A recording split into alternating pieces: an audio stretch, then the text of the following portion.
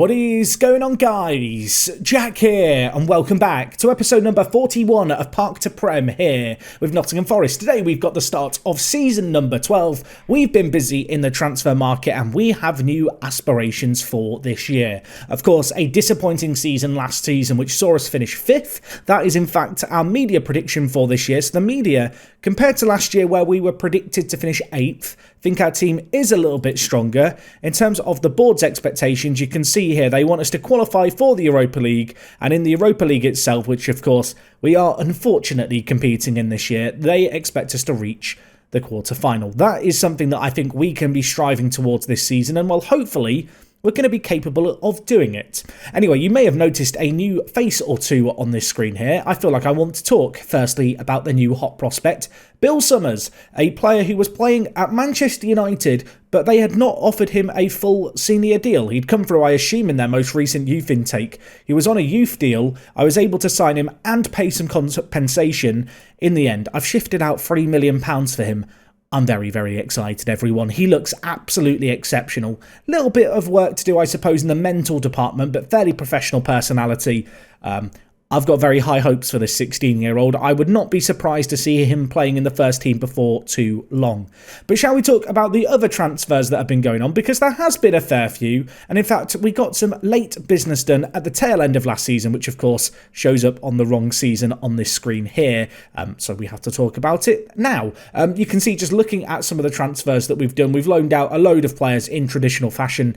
As you can perhaps gather from this bit here, we've also sold a lot of players. A few significant names you may have noticed pop up there. But we did make one big transfer before the deadline kind of reopened, I suppose, for the new season. And that was Marcelino Boyer. I think it's Boyer. He's French. He's got 10 goals in 20 appearances for the French national team. Oh my word, he's very, very good, everyone. You might be sat thinking, Jack, he's a striker, what are you doing? Right attacking mid, he's a right attacking mid, he's going to be playing cutting in on his stronger foot. We've spent £56 million on him because, you know, if you're struggling to defend, if you're struggling to do well, just sign more strikers, everyone. That's my attitude. You can see Porto actually signed him for £42 million a few years ago. He's had a couple of exceptional seasons in Portugal, but he was longing for a new challenge. And he is perhaps the biggest transfer we've made this season. A very, very big fee paid. And that was an early bit of business done on the 12th of June. But anyway, speaking of this season, since the official kind of 20th of June season, new start date, I don't really know why Football Manager's changed how it works in this regard. Boyer normally would have appeared on this screen, but he just doesn't anymore. But since that date, I've sold a lot of players, I've spent a little bit of money, but by comparison, oh my word, we've made a lot of money. Let's talk about these outs. The first of which is Dr. Medj, who has left to go to Hertha Berlin for £52 million. I discussed this as a possibility last time. I had a bid of a similar sum of money bid in January. I very nearly took it then. A disappointing second half of the season for Dr. Medj just meant that I felt like it was time to move him on, especially with a few new defensive midfielders that I had my eyes on. You'll also notice here Steve Secker left for a significant sum of money, £40 million just about. He left to go to Leipzig. A very good player, still only 22 years old with a ton of potential. But ultimately, he had issues with injuries. We signed him on a freebie. I feel like I had better attackers coming through. A disappointing most recent season. Just too much money to be able to, afford to refuse, I suppose, at the end of the day. Anyway, we then come on to a load of youngsters who just weren't quite good enough for the first team, but we've managed to cash in on. Marcelo has gone for £22 million to Udinese. Obviously, he made the odd appearance in the first team here and there. Avalander, unfortunately, never made a mark on the first team. Had a number of loan spells out, the most recent of which was to Stuttgart, who he has joined permanently for £20 million. Again, just a load of money for a player who I'm not all that sure about. Bedoya, we discussed him at length last episode, a player who I thought we would be moving on. The great news is we moved him on for more than what I thought we could. £18 million has been paid up front. However, that could rise as high as just shy of £30 million if, the certain clauses are met. Elsewhere as well, a load of first-team players and reserve players who just weren't quite good enough anymore have left us. Players like Cal Felipe, someone who I signed with really high hopes for a few years ago after a number of loan spells. £10 million to Palmeiras is a good deal as far as I'm concerned. Alex Mighton, former, star player of sorts. He's gone to Swansea City, of all places, for 9.5 million. Of course, he had a chance in the Premier League before we took over when we were relegated, and we took over back in 2026. He was a useful player for us that first year.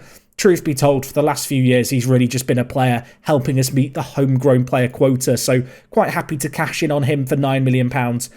You'll notice as well a few other names here, a lot of players who just weren't quite going to make it, trying to trim some of the fat, I suppose, off the under-23 squad. You'll even notice here, Ryan Brewster, yes, he was still contracted to us. He is now playing in Spain. We got, £4 million for him? Not quite as much as what we paid for him back in the day, but to be fair, it wasn't a bad sum of money by any means, in my opinion. So anyway, let's talk about the transfers on the ins. 4 fairly significant deals here, and I really, really like the look of these. I'm going to go from cheapest to most expensive, I think. So we'll start with Gonzalez, who is a young Mexican prospect, really, really good centre mid. Like this guy a lot, exceptional defensive ability, could be a long-term solution in the ball-winning midfielder role, which is, I will say now, a role that we are going to be using this season, everyone. Anyway, we then have Cyro joining us, or Kiro, or I'm just liking to call him Spyro, like the dragon. He is a Brazilian forward, not that dissimilar, to be fair, to Steve Secker. If we compare them head to head, they're kind of cut from the same cloth, it feels like. Very, very similar in terms of their attributes and in terms of the type of player they are. He's a Brazilian with a little bit of potential, £3.7 million spent there. And well, then we come on to the 3 big guns, really. About £70 million spent across these 3 deals. The cheapest of which was Ethan Leak, bit of a squad depth signing, an England international, 24 years old, £21 million paid. Not a huge amount of money. I think he's going to be a useful little squad backup player this year. But an ongoing issue I've got, of course, is the foreign player limit. So getting in these kind of English players is useful. We have also signed Miguel Antonio. Finally, we have a ball-winning midfielder, everyone, and a defensive midfielder as well, which opens up some new opportunities, I feel like. Expect to see this guy featuring regularly in the team as a ball-winning midfielder at the centre defensive mid spot. He's only just turned 22 years old, really young player, loads of potential, signed for 25 million, as you can see here, 2 seasons at Valencia, where it'd be fair to say he didn't really shine, but he is a Brazilian international, and he can also slot in as centre-back, which is very, very useful indeed. And while the other player we signed is Kelvin Gibbons, who is another ball-winning midfielder. This guy, slightly less versatile, I suppose, than Antonio, but nevertheless, he is a really, really good centre-back, or not centre-back, centre defensive mid, great ball-winning midfielder. He's quite limited, I suppose, in terms of the roles that he can play. He's very well suited to ball-winning midfielder and not a lot else, but again, similar to Leak, he's a young English player. We don't have to worry about foreign player fees. We've signed him for £32.5 million from Tottenham. And if you can remember, the last player we signed for that kind of money from Tottenham, in fact, it was the exact same fee, it was Owen Ricketts. And if you can follow in the footsteps of Owen Ricketts, we're on to a winner with that addition. Anyway, I have got a few players who are going to be joining us in the future, as well as some players I am still potentially looking at. But one player I want to sing and dance about nice and early here before he joins us is Lee Fisher, who is joining us from Midtjylland. He is 16 years old. He's an Englishman who's just generated over in Denmark, similarly to David Lind, to be fair. He looks really, really good, though. He looks exceptional. Let's be honest. If this guy was playing in England, we'd be paying tens of millions of pounds for him. I say that. We've paid some tens of millions for him. 16.5 million? I think it's worth it. 1 million for each year that he's been on this planet. He looks top drawer, doesn't he? That's not get too excited too yet. Let's not big him up too much too soon. But for the kind of money I've spent, I guess I am hoping for a pretty nice return from Lee. But yeah, a really good addition to the team. And you will have noticed with those transfer dealings, not overhauling things too radically. I like our squad on the whole. It's a young squad. I think the most notable thing is that we've not lost any of our key young first-team players. So I've already mentioned a slight shift in tactical approach. I think it's worth discussing that here today. And this is how I think we're going to line up for this first game of the season, which is going to be away from home against Sheffield United. Of course, this 4-3-3 shape was the shape that we played when we were first promoted to the Premier League. Over the last couple of years, I had lost a few of our centre defensive mids. I say I'd lost like I hadn't voluntarily sold them. Ultimately, I made the decision to ship them on, but I do feel like it left us a little bit exposed, and we've got some tremendous talent in this team. I'm hoping now that with Miguel Antonio starting as a ball-winning midfielder for us, it's going to I don't know, allow the creative players in front to thrive a little bit. So this is the approach that we're going to take for this year. You will notice that to start the season, Amlo is on the bench. Also, Vlad Poiana, giving him the green light, everyone. He has come back from his loan spell in Romania. Of course, we signed him last year, loaned him back to Craiova, had a really good couple of seasons there, to be fair, and he looks absolutely top draw. The plan with him is to train him to play out on the left-hand side. He will be the backup to Erk, who, of course, can also play really well as a striker. Man, I'm excited, and with these physicals on off the bench, he is going to be terrorising some teams. As a player comes on with 30 minutes left, they're already run down into the ground. I feel sorry for their defenders, to be honest. But yeah, in terms of this system, it's not radically different to what we've done before. You will notice shifts in roles. Erk is going to play outside on the left-hand side, cutting in on his right foot. You'll notice that he's currently unhappy. PSG are trying to unsettle him. I've told them to go and do one. They've not made an acceptable bid yet, and he's continued to improve over the summer. I don't feel like I need to sell Erk, though. He's got 4 years left of his current deal and that optional 3-year extension. Yeah, 7 years, you're stuck here forever, Erk. Sorry, mate. Of course, out on the right, we've got Boyer. Not a massive fan of the fact he's right-footed, cutting in on his, left foot as an inside forward. But you can see here, as an inside forward on support, he ticks a lot of boxes. Whilst we could end up playing him as a striker, I feel like his 16 passing, 16 vision, and just his all-round creativity really serves him well as an inside forward. Obviously, he's a massive influence in the French national team. Very, very keen to see what he can do here. You will notice that Van Dijk and Lind are going to play together in the midfield. I am still trying to train Van Dijk to stop coming deep to get the ball because it's an instruction and a trait that isn't very useful with a Mazzala. If I can't get it off him, I think the plan B is to train Van Dijk to play as an advanced playmaker, and potentially we double up with a deep line playmaker and an advanced playmaker alongside each other in this shape, which I know some people will say that doesn't work. From my own experience with Football Manager, it can work, especially with this kind of system. But that's very much dependent on what Van Dijk does. Of course, David Lind, deep line playmaker, he looks really, really good. And actually, whilst I have over the course of the last 12 months trained him to play as a defensive midfielder, which is going to be useful, there is no doubt in that. The fact that he is going to be playing his natural position of deep line playmaker on support in the regular centre mid spot, I think is hopefully going to allow him to develop a little bit more. Of course, Antonio slots in and Ballwood a midfielder, and the back four looks like this. It's the back four that you can kind of expect. Toby is in goal to start this season. Discussed it last episode, but there is a real chance that Hamada will get opportunities in the first team. Since he's come into the team, he's actually developed even more since I last checked. I mean, if we just compare him with Toby here, we are entering a realms of possibility where if I'm feeling a bit bored of Toby, if I just feel like experimenting, Ahmed Hamada probably ends up coming into the team and becoming, if I'm not mistaken, the first ever Syrian footballer to appear in a WorkTheSpace save game playing for me, which would be kind of interesting.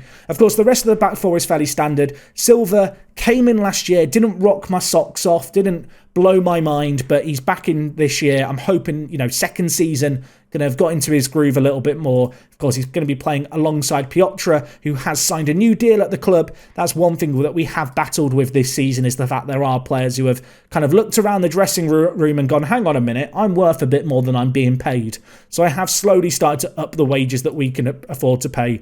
Of course, it's worth reiterating that we've sold a load of players. I've not spent all the money. There's still £61 million in transfer budget. We've got £200 million in the bank. These sales that we've made this year, and even last year to an extent, really have just bolstered our bank balance to a point where there isn't really much in the way of financial concern as far as I'm concerned anymore. Anyway, you'll notice at right back we've got Sampaio. Navio, he's completed his transformation to left back. Almost. He's now accomplished in this position. I like him a lot. We had a lot of big teams interested in him, but I managed to fend off their interest. And much like Erk, he is on a currently kind of 3 or 4 year long deal, but it has got an optional contract extension of 3 years. So when he gets down to his last 2 years of his deal, we can just tick a tick box. He's here for another 5 suddenly. And I'm hoping he's going to have a bit of a breakout performance. I still have concerns over his consistency and injury proneness. But of course, our squad really does have good depth now. We've got players like Hernandez who can play right back, as well as, the ball-winning midfielder position potentially. Calafiori is as good a left-back as we're ever going to get as a club in our situation. Obviously, with the changes in the midfield, with Lind and Van Dijk, with Miguel Antonio behind, it does mean that we have the likes of Adrian Smith and Ricketts on the bench alongside Matty. Obviously, Poyana comes into the team, and Amlo, he's going to feel hard done by to start on the bench today, but I want to give Gonzalez a chance to be the leading man. If it doesn't really work, obviously we have got the potential to change things. You will notice the likes of Gibbons and Leak, two players who I spent a lot of money on, don't even make the bench this year, at least to start the season. Part of that is I want to kind of bring them into the tactical system slowly. They joined, obviously, during the latter stages of pre-season. Additionally, this year I would like to get kind of 2 starting 11s on the go. If you're a long-term WorkTheSpace watcher, you know how this works by now. I like to have a best 11 and a second choice 11, and they're kind of 2 squads where I can freely kind of swap them out depending on the games that we've got. And I do feel like we have the quality in depth now that is very much a viable option for us. So, yeah, expect us to rotate things a fair bit. Of course, if certain players aren't performing, if certain players are performing really well, I will inevitably give them a little bit more in the way of first-team opportunities. But anyway, let's get into today's game, shall we? We are the final game of this Super Sunday of football. Only a couple of teams yet to play their first game of the season after this one. Hopefully, with this new system, we're going to see a few players who were maybe a smidge disappointing last year really come into their own, come out of their shell and show us what they're all about. I'm trying to not look at last season as a disappointment because we defied expectations. The media prediction was 8th.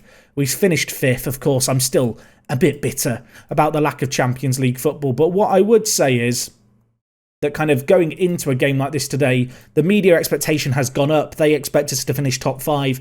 I really like our new additions. I think the big kind of tipping point for this year, the thing that this whole season hinges on is this 4-3-3 going to work well? If it does, I'm very confident. If it doesn't, I guess the beautiful thing is with the likes of Adrian Smith and Ricketts in the team, there is a ton of versatility with this squad. We can really change how we approach things quite radically if stuff isn't working. But my intention as we enter this first game of the season is just to play this system, give the players a chance to get into the groove with it, and hopefully we're going to show the quality that we have, because I think we have a lot more quality than we really displayed, I suppose, last season.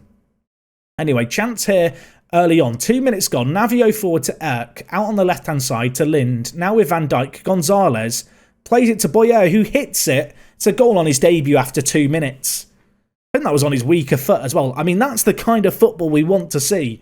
Gonzalez proves provider, and if there was any pressure for Boyer, signed for £50+ million. A few players have come in for those kind of fees and not shone for us.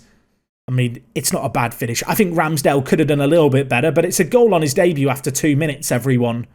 I don't think you could wish for a much better start than that.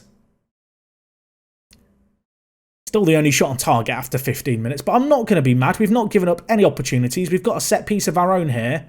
It's whipped in. It's only cleared away as far as Erk, though, who now gives it to David Lind, who's going to hit it. Oh, my word, David. Why was I playing you at defensive midfielder, David? You need permission to get forward and do stuff like that. Again, could Ramsdale have done better? The ball's initially whipped in here, headed straight back out. I thought for a second Erk's just going to put it back in the mixer, but he plays it inside. And Lind, I mean, he smashes it near post. I can only feel the Ramsdale just doesn't see the ball coming through there and doesn't really expect the ball to get hammered home at the near post. We're 2-0 up in this game. The one, obviously, I don't want to say negative, but one thing to be wary of is the fact it's not come from really well-crafted opportunities. It's been 2 moments of brilliance, which of course you hope for when you have a team of quality. But equally, I'd like to see us cutting open opposition teams as, well, maybe we have a chance to do that here. Lind, big ball forward. Gonzalez flicks it on. Ramsdale should get it. For a second, I thought he wasn't going to get it. He was going to leave it to be intercepted. Oh, my word. What? I mean, Van Dijk scores, everyone. It's a great goal. I mean, in hockey, okay, in ice hockey, if a goalie isn't doing very well, they get pulled. The coach will just take them off. I think Ramsdale probably needs to be taken off here. I mean, we'll take it. It's a great header. It's an unbelievable technique. I mean, what I said about being 2-0 up kind of applies to being 3-0 up here. We're 3-0 up. It's a great result. We look fantastic, but And it's a bit of a big but. We've not done that much in this game in terms of actually cutting them open, it feels like. Anyway, some defending going to need to be done here as Sampaio puts in a great tackle, channeling his inner Regina. And now it's with Boyer, the new kid on the block. He is pacey. He is scary. Look at him go. Straight into the left back and lose the ball for us. Oh, I mean, I'm in quite a jovial mood if you can't tell. I feel like after the disappointment at the end of last season, I've done some great transfer business and I really like our team. And it looks blooming good, doesn't it? 4-0 up after 20 minutes. Navio forward to Erk. And he just smashes it in. I mean, I can see why PSG are interested. That's the kind of goal I want to see. Erk, though, to be fair, he's taking it round one man. Burst of space. Or pace into the space, I should say. Hits it on his left weaker foot. Just goes into the roof of the net. Keeper, absolutely no chance. Oh, I feel good, everyone. I feel good looking at this team. I really, really like how we're looking early on here. I'm not going to get too carried away, but I think we could win the league. I've noticed here that Boyer has picked up a knock. Now, given the fact it's the first game of the season, I don't really need to risk him at 4-0 up. I'm actually just going to bring in Poyana. We're going to play him out on the right-hand side and see what he can do. He looks absolutely ridiculous, the Romanian right winger. We'll keep an eye and see what he can do here. As the ball's launched forward, Erk's there, heads it to Gonzalez. It's offside. Of course, Gonzalez's goal-scoring return wasn't all that impressive last year.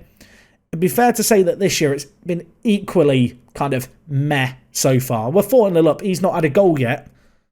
He has got an assist, but need him to learn the offside rule. Then maybe he can score one or two. Anyway, it's a big throw forward. The fact that Erk has won the header there, considering how small he is slightly concerning, I feel like, for Sheffield United. As we have another chance. Ball in. Erk. Poyana. Effort is blocked. The long throw's causing them some issues, although Kavanagh bringing the ball forward now for Sheffield United. Big defending needed. Do not foul. Do not foul. Just stand him up. That's what we want to see. Xavier back to Ryan Sessegnon. Is that actually Ryan Sessegnon? It is. He's 31. He's still got his pace, to be fair. But at half-time, 4-0. I don't think you could expect a more dominant half than that in terms of scoreline. In terms of actual performance, I feel like we've been good, but maybe flatters us slightly. But clinicalness, that's what we're seeing. Clinicalness and moments of brilliance. And I suppose when half of our midfield and attackers have been signed for more than £50 million, you kind of do expect that to an extent. We are still kind of limited in terms of the types of players that we can attract. Obviously, Miguel Antonio from Valencia, he was actually unhappy, which is why he forced a move. And on the right-hand side, oh my word, that's a ball. That is an incredible piece of football. That's the kind of goal I want to see. Out on the right-hand side, Boyer, obviously coming from Porto. No disrespect to Porto, but they're not a massive European club with the kind of money that, Premier League teams can't compete with. We were more limited in our transfer options this year, but I'm actually really happy with the signings that we've pulled off. And if Van Dijk, who is now on for a hat-trick, if he can put in these kind of performances, which is what I was desperately hoping for from him last year, if he can do them this year in the league, I mean, I'll forgive him. I'll forgive him for a disappointing first season. I say that. We talked about it last episode. He got a goal or an assist every other game. Like, he was actually contributing, but there were quite lofty expectations, I feel. Anyway, they have a great chance there. I think that was Silva. Huge tackle by him. Johnson going to try and get it in again. But I think that was the chance there for Sheffield United. We've looked really good in this game. I probably can make a change or two more. Looking at things, Miguel Antonio, he's not had the craziest of games at the back. Navio's on a booking. Okay, we're taking off Navio. I'm sorry, Amlo. You're just going to have to stay on the bench and look pretty for now. I think we'll hold on to one sub. As much as I love Navio as a left-back, and he's got way better at left-back, if he's on a yellow card, I do not trust him. We've seen what he's capable of. He's hot-headed. I think that's probably the understatement of the year. He likes to throw himself into a tackle. That said, he's passionate as well. He's a bit of a Roy Keane. The Portuguese wonder kid, Roy Keane, who plays left-back. Doesn't really work, does it, as an anecdote? That's how I imagine him, that kind of personality. Takes no rubbish, does not enjoy banter. Anyway, we've won this 5-0. What a performance that is. I'm very happy. Look at that green. Erk, by the way, ended last season, last game of the year, with a 5.9. He's got a 10.0 in today's game. He's done all right as Erk in the end. Unfortunately, that's probably only going to enhance PSG's interest in him. Boyer's going to be out for a couple of days, so that's not too bad. Erk is worshipped by the fans. 2 assists, 1 goal. I'm very happy. Please forgive me. Forgive me. Look, stay here. We are your home, Erk. We can make you the best footballer in the world. Maybe I'm promising something I can't keep there. But I think we can do some really good stuff this year. And actually, if I just show you the opening fixtures of the year, whilst we have got Chelsea on the horizon, truth be told, I really, really like the position that we find ourselves in, where it's not 3 impossible games to start the year. We have got a little bit of a tricky run in September/October, but hopefully we can be up to speed by then. Anyway, in terms of when we're going to be back next episode, I'm not entirely sure yet. The Europa League is still to be drawn. I feel like the last couple of seasons, we've had obviously the excitement of European football for the first and second time. This year, Europa League, I'm not as excited about. I imagine there will be kind of less focus on the European competitions this year, although if we go far, inevitably knockout stages, we start to get a bit excited and carried away at the prospect of a kind of silverware, I suppose. But realistically, this season, I'm looking to make it 8 to 10 seasons. With that said, in terms of when we're going to be back, it may well be for kind of a Liverpool game in mid-October. Obviously, the transfer window is still open for another kind of 2 weeks or so, really, and we've got a lot of money to spend. So there could be a couple of new additions between now and next episode. I think I'm most likely, at this point, to continue looking at youngsters. There's a few players who I might also look to shift on, you'll notice here. A few players who I maybe said I was going to try and get rid of, who are out on loan again this year. But on the whole, I think it goes without saying, our squad is in the best shape it's ever been. We look mighty good against Sheffield United, and hopefully it's a sign of things to come. Anyway, folks, that's going to be all from me today. Let me know what you made of the transfer business down in the comments. Let me know what you made of the new system as well. Looked pretty good for game number 1. And other than that, it is me, Jack, and I will talk to you guys in a bit. I'm out.